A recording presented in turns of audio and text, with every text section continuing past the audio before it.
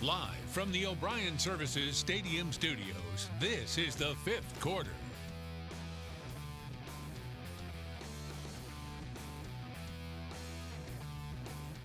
Welcome into the final regular season episode of the fifth quarter. I'm Tanner Barth, joined by Joe Catanacci as always. And Joe, we had some big-time games on the docket tonight, starting with the good old rivalry, New Hanover and Hocker meeting on the pitch. Doesn't get better than that. The weather cooling down, fall-like temperatures out there. There was a lot of stuff going inside Trask Coliseum over on campus, maybe overshadowing the final week of the high school football season.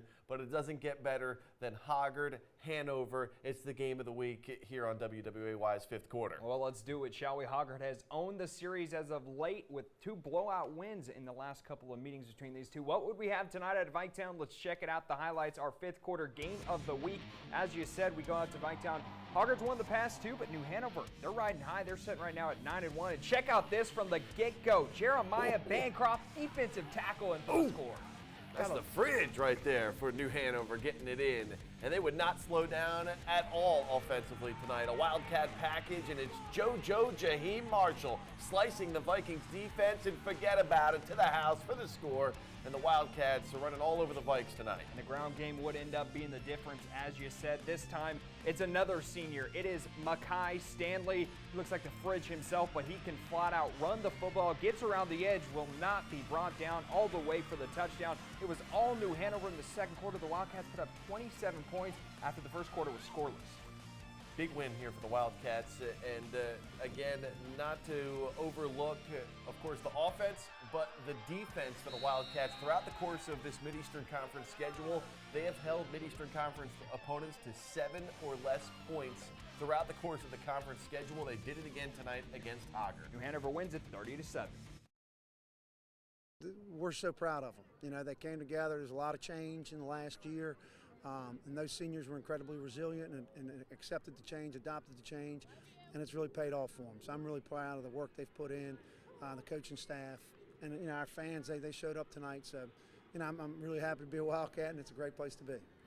You heard him there for head coach Dylan Dimmick. They pick up the big win tonight. That's a team, you know, going into the playoffs, they're going to be something to reckon with. Okay, so they now sit at 10-1, should get a fairly high seed. But you have to look at Hocker too. They're going to make the playoffs on the 4A side. Should be some great playoff matchups. Well, obviously, as we wait to see how the High School Athletic Association sort things out as far as where we find the brackets, Hocker, tough season. You know, they had a lot of expectations, as they always do, dealt with some injuries early on. The offense kind of playing catch up with a new offensive coordinator, and just couldn't put it all together the way they typically do towards the end of the year. But I have a feeling they may be ready for a playoff win or two moving forward into the 4A playoffs. Yep, you're absolutely correct. We'll have to wait and see. And we have another game with playoff implications, 3A portion of the conference standings. Topsail and North Brunswick. Topsail would lead 14-6 at the half. North Brunswick football out of the break. Check out the running game from the quarterback. Levi Limber gets into open space, but he coughs up the football. The Pirates come up with it in between the legs, and well, it didn't waste much time finding the end zone. Just a few plays later, it's Cody Wallace. Cody Wallace doing what Cody Wallace does. Yeah, rolling out to his right, has middle of the football field is Landry Horn. He's got it for the touchdown. Beautiful pitch and catch right there.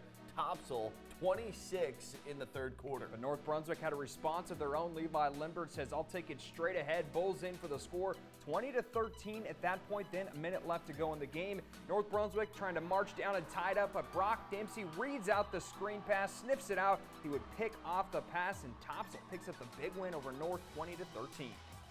Well, when you look at as we stay in the county, we should say, down to Charlotte, to ATMC, hooking us up with these highlights. West Brunswick hosting South Brunswick. The Trojans go to the air early. Jay Fletcher, beautiful dime pass right there along the sideline.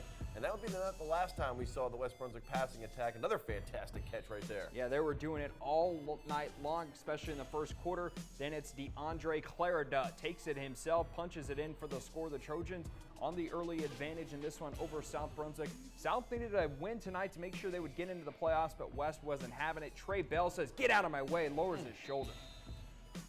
Yeah, Then it's Fletcher getting his turn on the keeper. Straight ahead, short yardage touchdown for the score. West Brunswick ends their regular season with a big win over South Brunswick, 28-zip the final. And we end our Mid-Eastern Conference matchups tonight out at Ashley High School. The Screaming Eagles hosting Laney. And check out this start, an onside kick, but the big man up front gathers it in. Ashley with great field position early on. This one would turn into a slugfest in the first half. Neither side wanting to do much. Good run there for Ashley, but the turnover bug bites him. Yeah, turnover is always going to play a crucial part at any game, particularly when you've got two struggling teams. Who makes the least amount of mistakes? And as Laney gets the turnover, of course, you move later into the game. Tanner, take it over. Yep, they go for it on 4th down, but the pass is batted away. Ashley's pumped up with that, but Ashley really couldn't do anything on their next possession either, as Logan Teeter stuffed at the line by the Buccaneers defense, and Laney pulls out the win, 14-6, the final score in their last football game of the season. So we have a great set of Mid-Eastern Conference games, and that kind of wraps up the Mid-Eastern Conference regular season. Some things we expected, some things we didn't tonight. Well, let's give a big tip at the cap to the Topsail High School football team. They pick up a big win over Hocker last week, and then, in fact, they play an evenly matched type team against North Brunswick. They win the turnover battle to pick up their big win, and then West Brunswick continues to roll. They get beat by New Hanover, of course, last week, and they're able to bounce back with a big win tonight. Well, we are through our first set of games here in the Mid-Eastern Conference, but we will head out west next in the Three Rivers Conference. We'll also show a little hoops as UNCW hosting Roy Williams and the Carolina Tar Heels. Stay close.